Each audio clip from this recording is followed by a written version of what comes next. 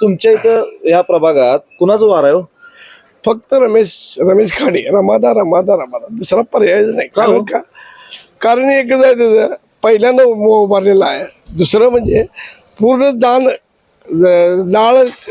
नाळ ही जी माहिती असल्यामुळे त्याला पर्याय नाही. आणि तो असा कार्यकर्ता आहे, 80 वर्षाच्या म्हाताऱ्यापासून 6 वर्षाच्या पोरग्यापर्यंत रमादा म्हणून हाक मारतात पोरं त्याला. म्हातारा माणूस सुद्धा रमादाच म्हणतोय, जरी वयानं मोठा असला तर. सगळ्यांच्यात खेळत मिळत मिसळून असणारा आपला. बर होय ना, पण खेळीमेळीत राहतात, सगळं करतात, लोक सगळे ओळखतात, पण त्यांच्याकडनं कामं व्हायला पाहिजेत की. होणार की, कारण तोच गरिबीतनं वर आलेला आहे. कॉन्ट्रॅक्ट कामात जरी गेला असला तरी तो गरिबीतनं वर आलेला आहे.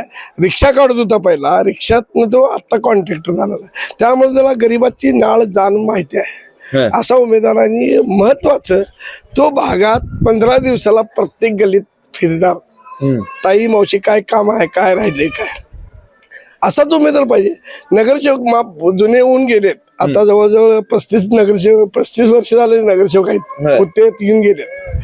त्यांनी काय काम केले हो? एक गटर जरी बघितली तरी तुम्हाला उलटी येईल. ह्या वस्तीत आम्ही राहतोय म्हणजे आमचं मागच्या जन्मीचं काहीतरी पाप होतं म्हणून राहिलोय, असं प्रकार झाला.